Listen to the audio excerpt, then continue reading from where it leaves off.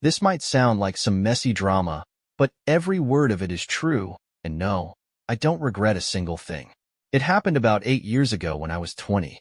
Back then, I thought my life was pretty stable, good friends, a decent relationship, and a family that, while not perfect, felt like home. But everything fell apart so fast it still feels like whiplash when I think about it. I was dating this guy, Alex. He was my first serious boyfriend, and we'd been together for almost 2 years. You know how it is with your first love. You imagine forever with them. I was convinced we were solid. He was charming, attentive, and everyone in my family liked him. Especially my older sister, Lauren. Lauren was 2 years older than me. Smart, confident, and the one everyone in the family seemed to orbit around. She was the golden child, always achieving, always perfect. I won't lie, I looked up to her. So when I introduced her to Alex, I was actually excited for them to get along. I thought, great, two of my favorite people connecting. But looking back now, I wish I'd kept them on opposite sides of the planet. It was Christmas, and my parents had planned this huge family gathering at their house. My grandparents were there, cousins, uncles, a full house. But something felt off. Alex was acting distracted, like his mind was somewhere else. He wasn't his usual affectionate self, and whenever Lauren walked into the room, it was like some invisible string pulled his attention straight to her. I tried to brush it off, thinking I was just being insecure. Lauren, for her part, was being weird too. She was distant, avoiding eye contact with me, and every time I tried to start a conversation, she'd brush me off. My gut was screaming at me that something was wrong, but I told myself to stop overthinking. A few days after Christmas, I went over to my parents' house to grab something I'd left there. Alex was supposed to meet me later, but when I walked into the house, it was quiet. I figured everyone was out or napping, and I headed upstairs to Lauren's room to borrow her curling iron. I didn't knock. I never knocked on her door. I wish I had. When I opened the door, there they were. Alex and Lauren, tangled together on her bed, their faces inches apart, kissing like teenagers at a school dance. Time froze. My heart felt like it stopped beating, and I just stood there. I couldn't move, couldn't speak, couldn't process what I was seeing. It was Alex who noticed me first. His eyes went wide, his face went pale, and he scrambled backward like he'd been caught in a house fire. Lauren turned and stared at me, her expression this mix of shock and guilt, but mostly fear. For a long second, none of us said anything. Then I choked out something stupid like, "Are you serious?" My voice was shaking so badly I barely recognized it. Lauren opened her mouth to say something, but I didn't wait to hear it. I turned and ran out of the room, out of the house and into my car. I drove aimlessly for hours, the tears coming so hard I could barely see the road. My brain kept replaying that image over and over again. Alex's face, Lauren's expression, their hands on each other. I felt like I couldn't breathe, like the air had been sucked out of the world. Eventually, I parked in some random lot and just sat there. Hours must have passed because the sky had turned dark when someone knocked on my car window. It was my mom and dad. For a split second, I thought, finally, they're here to comfort me, to tell me they're furious at Lauren and Alex for what they did. But no, my mom's face was tight, her mouth set in that thin line she always had when she was about to lecture me. My dad looked uncomfortable, shifting from foot to foot. My mom said, "You need to calm down and come home. You're overreacting." Overreacting. I remember staring at her, waiting for her to realize how insane that sounded. Overreacting? I had just caught my boyfriend and my sister together. How was I supposed to react? My dad added something like, "These things happen, honey. It's not the end of the world." I couldn't believe what I was hearing. It felt like I was in some alternate reality where betrayal was normal, and I was the crazy one for being upset. They kept talking about how family is family, and how I couldn't let something like this tear us apart. Tear us apart? Lauren had done that herself. Then Lauren had the audacity to show up at my apartment the next day. She knocked, and when I stupidly opened the door, she started crying. Real, wet tears streaming down her face. She said, "I'm so sorry. We didn't mean for it to happen. Alex and I we have feelings for each other." Feelings. As if that made it better. as if her feelings justified sneaking around behind my back and destroying every ounce of trust one had in her. I told her I never wanted to see her again and slammed the door in her face. But the worst part wasn't Lauren. It was my parents. They kept calling, texting, showing up at my apartment unannounced, trying to convince me to forgive her and move on. My dad even said, "You're being immature about this." Immature. I felt like I was losing my mind. Every time I tried to explain how hurt I was, they brushed it off. Every time I cried in front of them, they acted like I was inconveniencing them. Over the next few months, I isolated myself completely. I stopped going out, stopped answering texts. I'd go to work, come home, and lie in bed until I fell asleep. The only person who kept showing up was my best friend, Ashley. She'd bring food, force me to shower, sit with me in silence when I couldn't speak. But even Ashley couldn't pull me out of the darkness. One night, when the weight of everything felt unbearable, I wrote a long letter. I poured every ounce of my pain into it. How Alex and Lauren had broken me. How my parents had abandoned me when I needed them most. How worthless and disposable I felt. Then I scheduled the letter to post on my blog the next morning. And I swallowed a handful of pills. But Ashley, sweet, persistent Ashley, found me. She must have had some sixth sense because she came over, saw what I'd done, and called an ambulance. I woke up in the hospital the next morning, confused, weak, and furious that I was still alive. They put me on suicide watch, and honestly, it was the first time in months I felt safe. Away from my family, away from their gaslighting and manipulation. Only my grandparents visited me in the hospital. They sat with me, listened, and held my hand without offering useless platitudes or trying to make excuses for Lauren. When I was discharged, they took me home with them. It was the first time in months I felt like I could breathe again. Living with my grandparents felt like stepping into a different world. Their house was quiet, warm, and safe. A sharp contrast to the suffocating chaos I'd left behind. They didn't ask questions I wasn't ready to answer, didn't push me to forgive, and most importantly, they didn't treat me like I was being dramatic. I was still numb most days, just floating through time without really feeling anything. But at least I wasn't constantly being reminded of Lauren, Alex, or my parents. At first, I spent most of my time in my room. I'd lie in bed staring at the ceiling or scrolling mindlessly through my phone. My grandparents would knock softly on my door every morning, leaving food outside if I didn't answer. They gave me space, but they also made sure I knew they were there. Slowly, I started coming downstairs more often, sitting with them during breakfast or helping my grandmother fold laundry. It wasn't much, but it was something. Ashley kept visiting too. She'd come over with iced coffee and sit with me in the garden while I wrapped myself in a blanket, even in the middle of summer. She was one of the few constants in my life during that time. But despite the slow progress, there was this lingering anger inside me, festering like an untreated wound.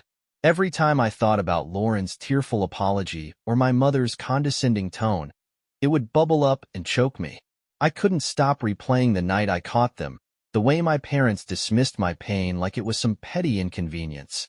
Then one day, Ashley called me. Her voice was buzzing with some kind of energy I couldn't place. "Don't be mad," she said, which immediately made me nervous. But I did something. I froze.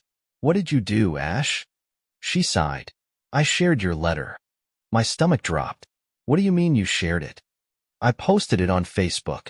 I didn't use your name, don't worry, but people know, and they're talking about it." I felt like the floor had been ripped out from under me. My chest was tight. My ears were ringing.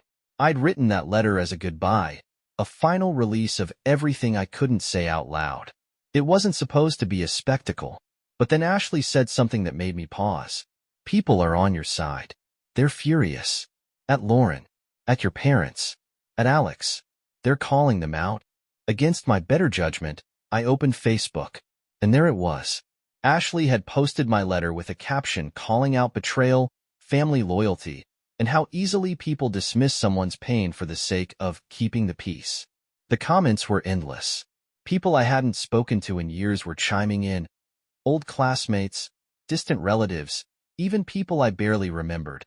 "I can't believe your family did this to you. Lauren should be ashamed of herself. Your parents are disgusting for siding with her. Stay strong. You deserve better. But it wasn't just strangers. People who knew my family directly had started commenting too. Someone from my mom's church wrote about how they'd always suspected my mother wasn't as perfect as she pretended to be. Another person said they'd seen Lauren and Alex out together before Christmas and thought something was off but didn't say anything. The fallout was immediate. My mom's picture-perfect reputation at church crumbled overnight. She'd always been so proud of her image, the loving mother, the supportive wife, the upstanding member of the community. But now people saw her for what she really was, a manipulator who'd stood by and let her daughter's relationship shatter. She was asked to step down from her volunteer role at the church. People stopped inviting her to events. My dad, who'd always been her quiet supporter, started losing his own friends. People didn't want to associate with them anymore. And Lauren was getting eaten alive. People she'd called her friends turned on her. She became the girl who betrayed her own sister. The kind of betrayal that people don't forget easily. Some of her closest friends cut her off entirely. I heard through Ashley that Lauren had gotten into screaming matches with strangers at grocery stores, people calling her a homewrecker and a snake. As for Alex, his family wasn't much kinder. They were deeply religious. The kind of family that went to church every Sunday and had strict expectations about relationships and loyalty. When they found out what he'd done, they sent him away to some sort of religious retreat. I didn't know the details, but Ashley said he was gone for months. Somehow, knowing they were all suffering brought me a twisted sense of relief. Was it petty? Probably. But after months of feeling like I was the villain in my own story, it felt good to know that people finally saw the truth. But even with everything falling apart for them, my parents kept trying to reach out. My mom sent long, rambling emails about family unity and how we needed to move past this. My dad left voicemails saying they missed me and wanted to talk things through. But none of them ever actually apologized. Not really. My mom's emails were full of phrases like, "I'm sorry you feel hurt," and "I never meant for things to turn out this way." But she never said, "I'm sorry for enabling Lauren. I'm sorry for dismissing your pain." I didn't respond.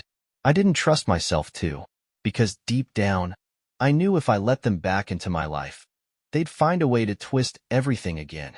They'd tell me I was overreacting, that I was holding on to anger unnecessarily. Lauren tried to. She sent me a message on Instagram, some long-winded apology about how she missed me and wished she could take it all back. I read the first 2 sentences, then blocked her. For the first time in months, I felt like I had some control over my life again. My grandparents continued to support me, Ashley remained my rock, and slowly, day by day, I started to feel a little more like myself. But despite everything, the damage was done. The scars were still there, raw and ugly, and sometimes they ached in ways I couldn't predict. A random song on the radio, an old photo on my phone, even just driving past a place Alex and I used to go, it all hit me like a punch to the stomach. One afternoon, I was sitting on the porch with my grandmother. She was knitting, and I was staring at the sky, lost in thought. She set down her needles and said, "Sweetheart, you're stronger than you think. But strength doesn't mean you have to carry them with you forever." I didn't say anything, but her words stuck with me. I realized that as much as I wanted revenge, as much as I wanted them to suffer for what they'd done to me, I also wanted peace. And peace meant letting go. But letting go wasn't easy. And it wasn't going to happen overnight. I spent months at my grandparents' house, slowly trying to piece myself back together. Some days felt almost normal. I'd laugh at something stupid Ashley said, or I'd help my grandmother bake cookies while music played softly from the kitchen radio. Other days, the weight of everything would hit me like a freight train, and I'd find myself lying in bed staring at the ceiling, paralyzed by memories I couldn't shake. Healing wasn't linear, and it sure as hell wasn't easy. My parents kept reaching out. Emails, voicemails, text messages, always carefully worded, always skirting around the actual issue. My mother loved using phrases like, "We miss you," "We just want our family to be whole again," and my personal favorite, "You're holding on to so much anger, sweetheart. It's time to let it go." Not once did she ever say, "I'm sorry for what I did." Lauren had tried to contact me again too. I'd blocked her on everything I could think of, but she still managed to send me an email. It was another long apology, full of vague statements about regret and wishing she could turn back time. She wrote, "I hope one day you'll see that I never wanted to hurt you." I didn't reply. I couldn't. Ashley kept me updated on the aftermath.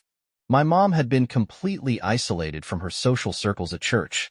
People gossiped about her, whispered when she walked by, and avoided inviting her to events. My dad wasn't doing much better. His friends had distanced themselves, and it sounded like the tension at home was unbearable. Lauren had stopped posting on social media altogether. Ashley said she'd heard rumors that Lauren had lost her job because of the drama. Apparently, someone from her office had seen the viral Facebook post and confronted her about it. Part of me felt bad. Despite everything, Lauren was still my sister. But then I'd remember her face in that bedroom with Alex, the way she had looked at me afterward, and the guilt would evaporate. One evening, I was sitting on the back porch, wrapped in a blanket and staring out at the sunset, when my phone buzzed. It was an unknown number. I stared at the screen for a few seconds before answering. "Hello?" There was silence on the other end for a moment, and then a voice I hadn't heard in almost a year spoke. "Hey, it's Alex." I froze. Every muscle in my body went tense, and my stomach twisted painfully. I almost hung up right then and there, but something in his voice, he sounded so small, so pathetic, made me hesitate. "What do you want?" I said, my voice sharper than I intended. I needed to say I'm sorry. I rolled my eyes so hard I thought they'd get stuck. "You're about a year too late for that, Alex." I know, he said quickly. "But there's something you don't know. Something I think you deserve to hear." I considered hanging up again, but curiosity got the better of me. "Fine. Say whatever it is you need to say, and then leave me alone forever." He hesitated, and when he spoke again, his voice cracked. "Your mom knew. About me and Lauren. She knew before you found out. And she encouraged it." The world went silent. I felt like I'd been punched in the chest, like every ounce of air had been sucked out of my lungs. "What are you talking about?" "Your mom. She told Lauren that she thought we'd be better together. That you and I weren't compatible. She said you were too clingy, too emotional, and she told Lauren to go for it." My hand was shaking so hard I could barely keep the phone to my ear. "You're lying." "I'm not," Alex said, his voice barely above a whisper. "I swear, I'm not.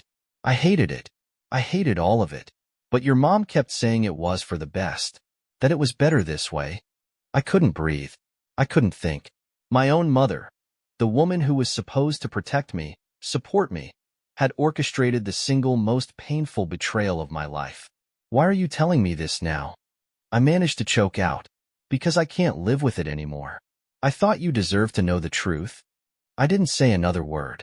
I just ended the call and dropped my phone onto the porch floor. I sat there for what felt like hours, my mind racing, my body trembling. It was one thing for Lauren and Alex to betray me. That was bad enough. But my mother? The one person who should have been on my side. She had been pulling the strings the entire time, treating my life like some twisted soap opera plot. I didn't sleep that night. I stared at the ceiling, replaying every interaction I'd ever had with my mom since the betrayal.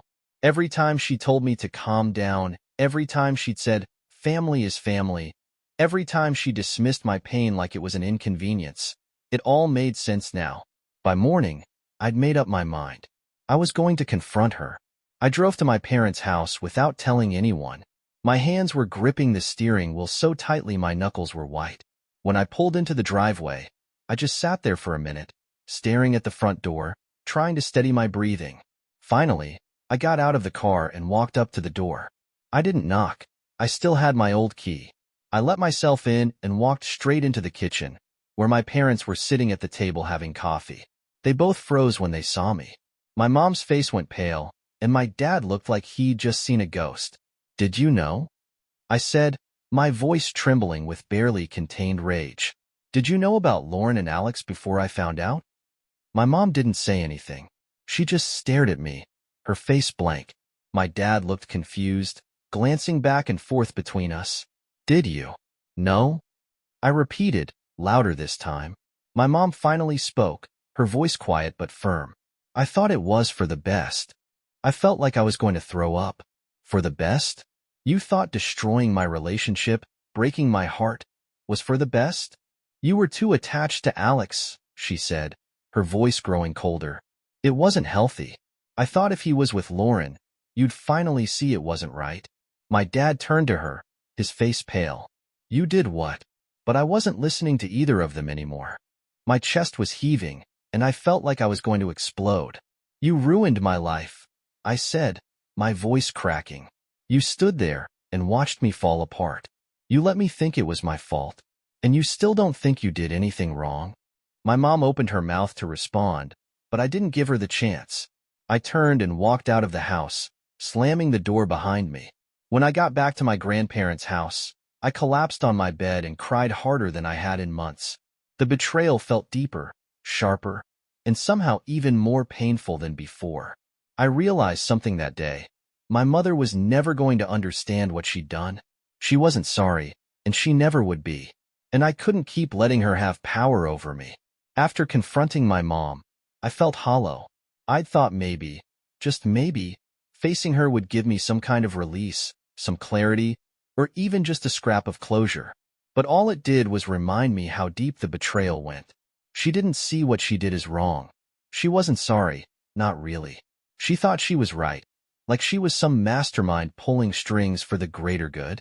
That night, I lay in bed at my grandparents' house staring at the ceiling, her words playing on repeat in my head. I thought it was for the best. How do you even begin to process something like that? How do you move forward knowing the person who was supposed to love you unconditionally actively worked against you? I felt like I was walking around with an open wound that everyone could see but no one could fix. My grandparents tried to help. They'd sit with me during dinner, tell me stories from their younger years, and remind me I was loved. Ashley kept showing up, kept checking on me, kept pulling me out of the house even when I resisted. But I was angry, furious, actually. The kind of anger that doesn't fade with time but sits heavy in your chest, clawing at your insides. I wanted them to hurt the way I had hurt. I wanted them to understand the weight of what they'd done. And more than anything, I wanted to stop feeling like a broken, discarded thing.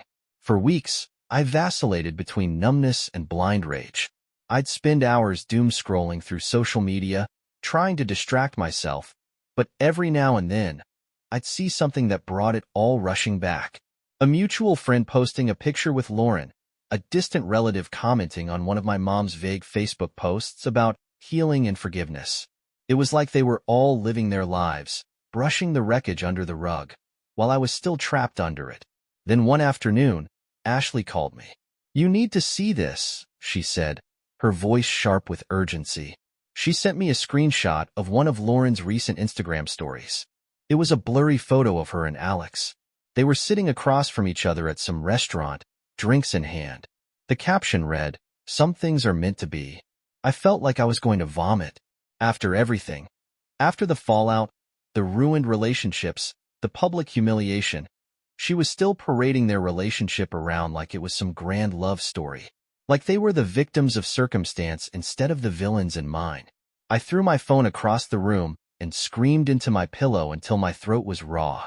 When I told my grandmother about the post later that night, she just sighed softly and said, "Some people will always rewrite the story to make themselves the hero, sweetheart. But you don't have to let them write yours." I wish it were that easy. About a week later, my dad texted me again. This time, it wasn't one of his carefully worded apologies or vague pleas for reconciliation. It was short and blunt. "Your mother and I are separating. I thought you should know."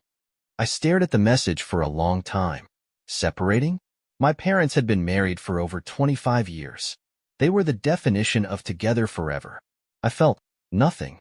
Not relief, not sadness, just a weird emptiness.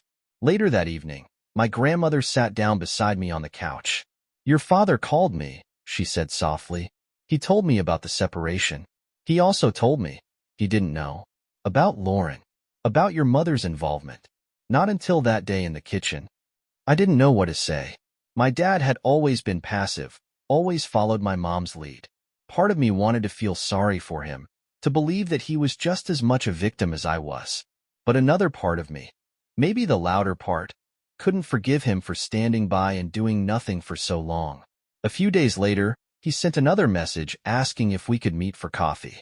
Against my better judgment, I agreed. We met at a small cafe halfway between my grandparents' house and his apartment. When I walked in, he was already sitting at a corner table, looking older and more tired than I'd ever seen him. His hair was grayer, and there were deep lines around his eyes. "Hi, kiddo," he said softly when I sat down. I didn't respond. I just stared at him, waiting for him to start talking.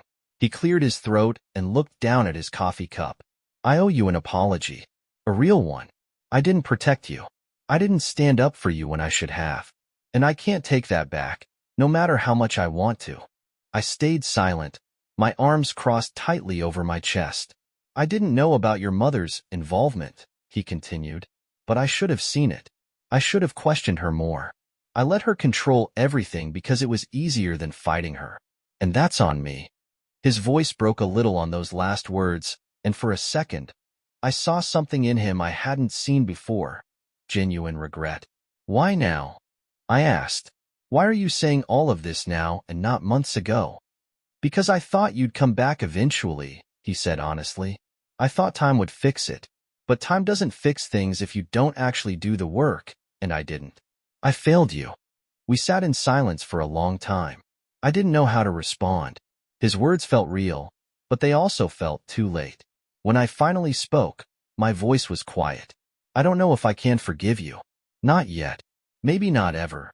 He nodded, his eyes glistening. "That's fair." I stood up, grabbed my bag, and said, "I have to go." As I walked out of the cafe, I realized something. I wasn't angry anymore. I wasn't calm either, but the rage that had been burning in my chest for so long felt dimmer. When I got home, I told my grandparents about the conversation. My grandmother just nodded and said, "Forgiveness isn't about them, darling. It's about you. And you're allowed to take all the time you need." That night, I lay in bed thinking about my dad, about Lauren, about my mom, about how broken our family had become and how none of it was my fault, even though they'd spent months trying to make me believe otherwise. I wasn't ready to forgive. I wasn't ready to let go. But for the first time in a long time, I felt like maybe, just maybe, I could start to heal. After meeting my dad, something shifted in me. The fire that had been burning in my chest for months, the raw, consuming anger, felt smaller, like glowing embers instead of an uncontrollable blaze. But even though the intensity had dulled, the weight of everything still sat heavy on my shoulders. My dad's apology had been genuine, I could tell, but it didn't undo the damage. It didn't erase the months of silence, the gaslighting, or the way he stood by while my mother treated my pain like an inconvenience. I didn't respond to any more of his texts after that. I wasn't ready to let him back in, and honestly, I wasn't sure if I ever would be. My mother, on the other hand, had stopped trying altogether. Her last email was weeks ago, a rambling mess about family unity and how I was being stubborn by holding on to the past. I read the first few lines before deleting it. I didn't even bother forwarding it to my therapist this time. Lauren had gone completely silent. No texts, no emails, no weak attempts at apologies. Ashley told me she'd heard Lauren had moved to a different city, somewhere a few hours away. Apparently, the whispers and dirty looks had become too much for her to handle. Good, I thought. Let her run. Let her feel even a fraction of the isolation she put me through. But even with the silence from my family, the scars they left behind stayed loud in my mind. My therapist had warned me about this. That healing wasn't just about cutting people off. It was about finding a way to let go of the hold they still had on me. I hated hearing that because it felt like admitting they still had a hold on me. One afternoon, Ashley and I were sitting in a little coffee shop downtown. She was talking about something, her job, I think, but I wasn't really listening. My mind was stuck on a question I couldn't shake. "Do you think I should have said more to my dad?" I blurted out, cutting her off mid-sentence. She paused, her cup halfway to her mouth. "Do you want to say more to him?" I shrugged, fiddling with the edge of my napkin. "I don't know. I keep thinking about it. About what he said. About how he looked when he apologized." Ashley set down her cup and leaned forward. "You don't owe him anything, you know. Not your time, not your forgiveness, nothing.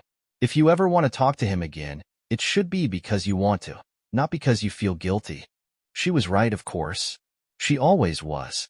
But the guilt was still there, gnawing at the edges of my resolve. That night, I lay in bed thinking about all the things I'd left unsaid. Not just to my dad, but to Lauren and my mom too. I hated that they were still living rent-free in my head, taking up space they didn't deserve. A few weeks later, I got an email from someone unexpected. One of my cousins, Jenna.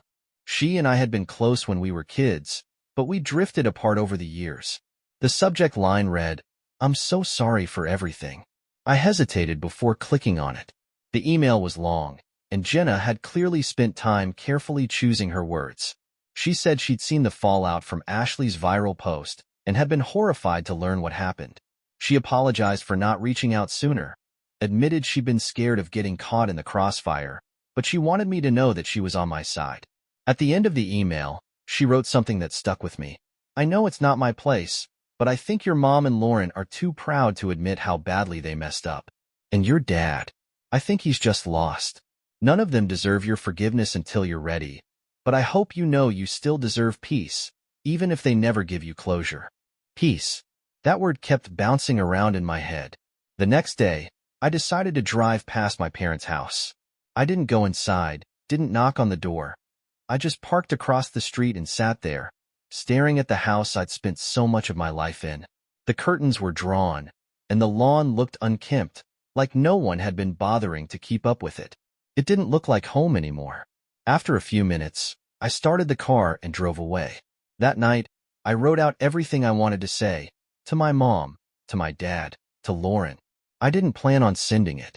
It was just for me, a way to get the words out of my head and onto something tangible.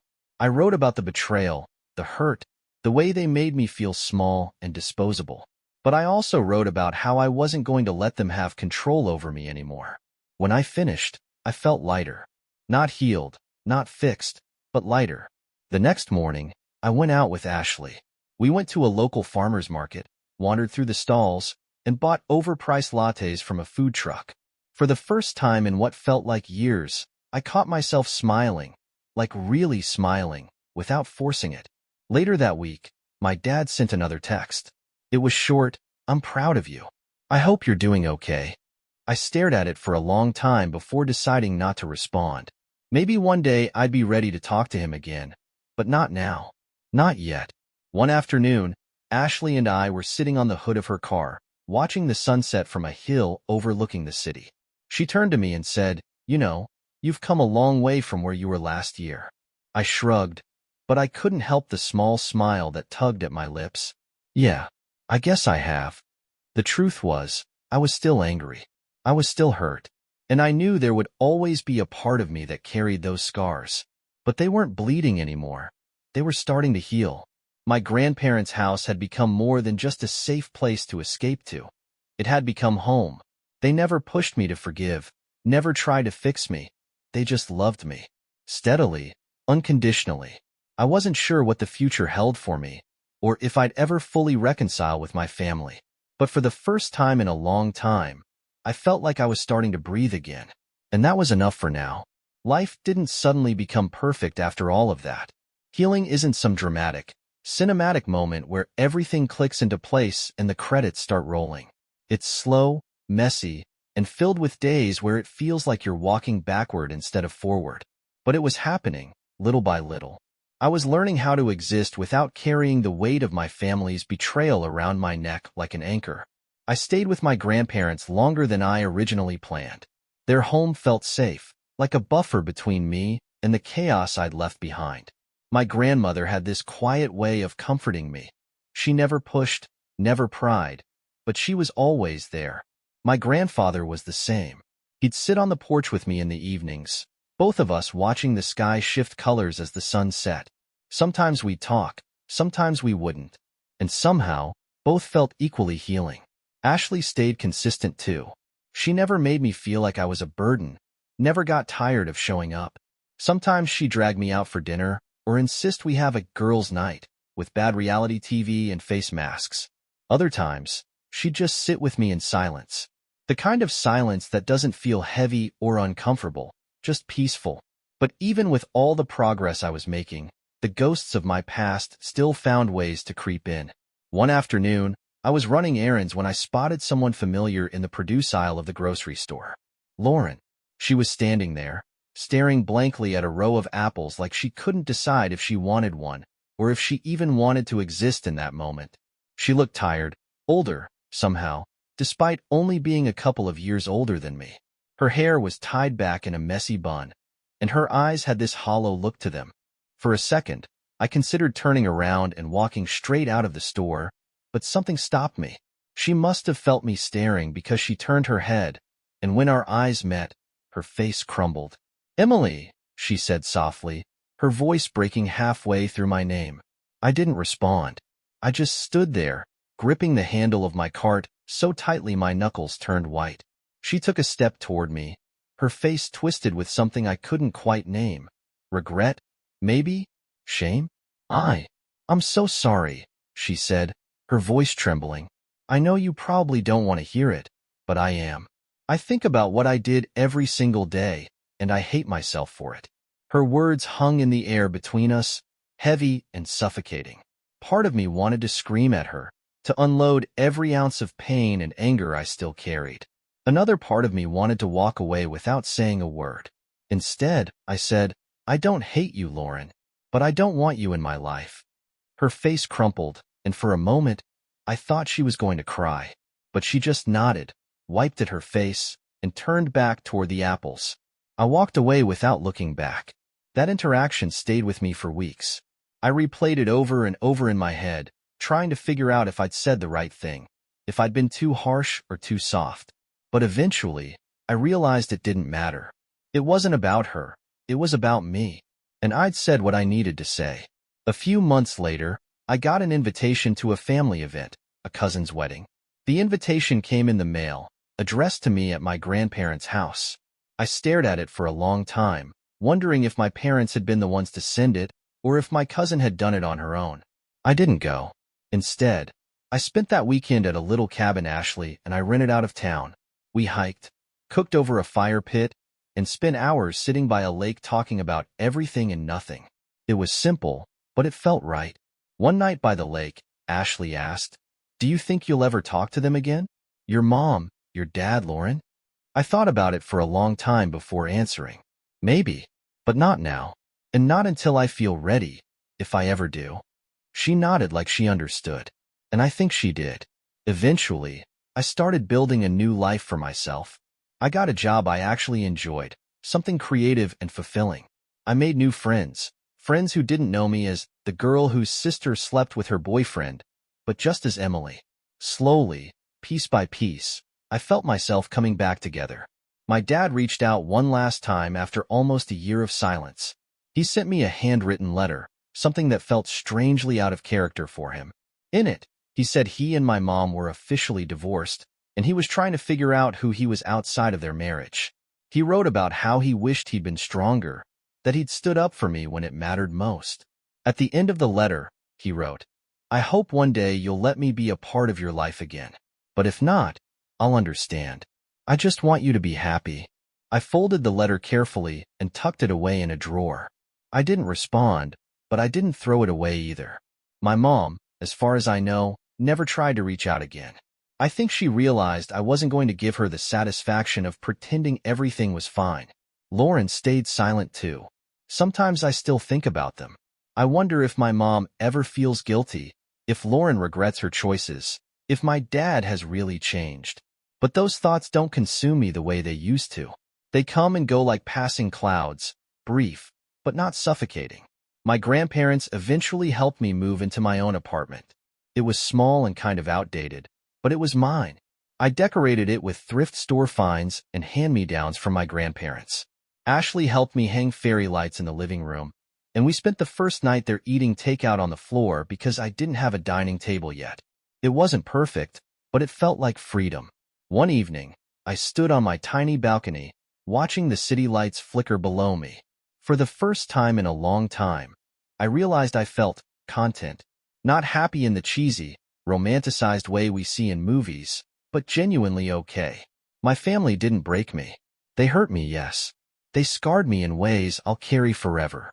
But they didn't destroy me. I was still here, still standing.